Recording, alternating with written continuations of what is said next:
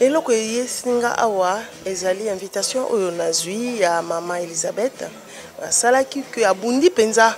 pote na ya awa na ya kokutana na public nanga oyo etalanga na ba video oyo emonanga penza kala tokutana to partager soirée moko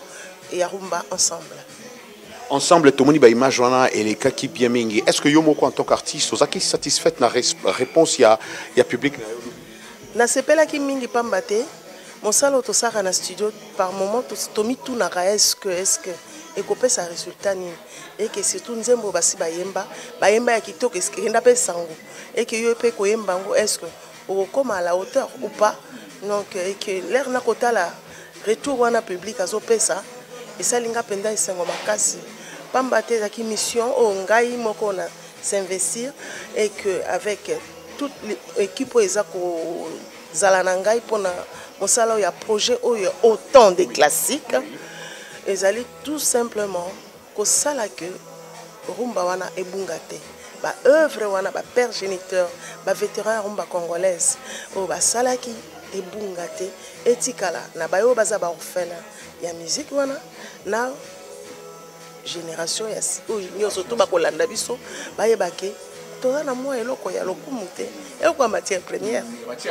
banda bomanda yango bato babanda yango liboso na bino boya bokontinue voilà donc ça continuité oui ça continuité voilà et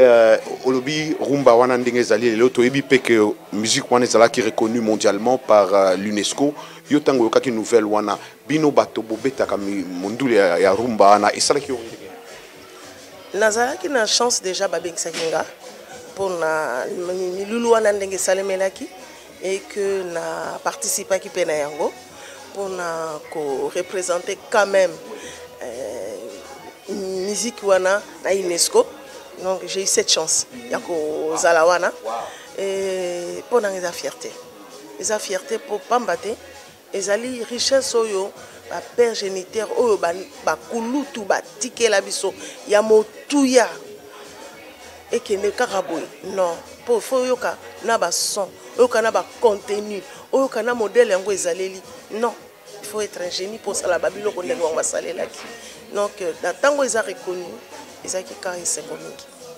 ezali sengo ezali fierté mingi et lobi ndenge communauté et répondra ki lobi osepela ki mingi bato bazomi tuna pe mingi tango na bisaki bango na kozala na mama Fayates sazo na Washington batuna ki mais est-ce qu'ils ont travaillé sur album Moussousou ou à continuer à ça là-bas mélange na yenga sara tu as appelé ba nzembu na elo bon parce que lelo pe monto comme na internet ko yebate soki album ebimi na kati ya album bo yo kapenze momo ya sikizame yangai na kati ya album avant kutuna banana ba projet autant de classé na ça album désolé nde na sala reprise moko mais wana za ipo honorer papa Taboulé après ndé ko koya que c'est payé nango manager nanga pesa ki mécène a se payé nango maître Vincent Gomez a senga inde na banda projet wana ndenge bandaki mais ça ikutu pe comme molai boité ils allaient toujours ba demander ya bato terto sali ya liboso bato ba sepeli nango ba mais asala nanu pe mususu na sali swemi baleti na ndenge lelo to komi na 14 tu comme il y a 14 et comme volume 14 donc volume 14 déjà tout comme dans lelo année prochaine volume ce qui chasse ali tanzo 15 ce qui chasse ali volume 15 en tout cas batu bazozela kaka mais on va faire lelo place ya musique ya Congo eza wapi est-ce que ezokita eza komata toyebi ke ba Nigeria ba bimisa musique na bango ya emata kipe ba ivoirien ba bimisa musique na bango ba to ba koma ikolo ba peut-être que musique ya ba congolais komi na déclin komi ko kita bino ba to sala ko monduli ona oko juger onde ngana ninga kozana kati ya jugement te biso ba oyo ya ba génération to landi ba kulutu na biso ya ba génération ba yaki wana na musique comme ça to kutaki pa ina bango toza ko continuer toujours ko défendre yango baleki pe ba baza pe na lokolo na mo pe bina rapé na ndengo ya bango bango pe bazo défendre oyo ya bango donc ponanga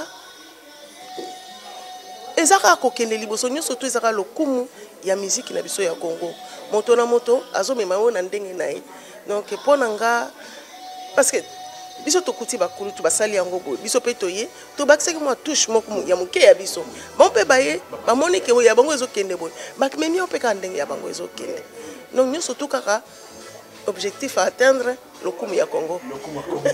lokumu ya Congo lelo et bana mboka mingi pe bazolanda peut-être yo lelo na Congo mboka na yo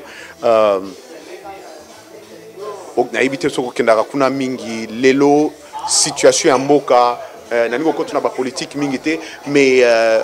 ba espoir na yo pona mboka na yo ezala nenga toujours ko positiver parce que il faut toujours de l'espoir parce que bato bali telema ebele na yebi kati na biso bana ya male bali bao pe bazala makanisi pe bazali ngonga nango pe ekokoma pe moto na moto akoki kosala pe akoki kosala mais à partir du moment pour conscientiser d'abord population biso moko nano to biso moko donc d'abord parce que tout tika koloba ke basali biso boye bango biso moko to soit responsabilité na biso moko wana ndi tokele boso conseil makasi mingi et message na yo mama Fayates poto comme aussi lisa awa o bato bazolanda yo bandeko bazolanda yo na mokili mobimba ezali fanatique na yo nyoso balanda vraiment merci amingi déjà na ndenge baza ko soutenir ngai za na ba réseaux sociaux na komona yango mosala to sala ya musique batika la responsabilité na biso kaka te bayemi bakter o to salela batu tout baza concerné na yango parce que ce qui public tenga pe nazate donc pour yango ikele liboso to apena besoin na bango vraiment merci amingi na mayo basi basaliti lelo et que va continuer toujours pour na faire avancer toujours cette culture la rumba. En tout cas, merci Mingi. Enfin, en tout cas, tu es bien que le beaucoup kamata peponao zonga bon voyage et merci pour notre temps au Washington. Merci Mingi papa Roger Muntu.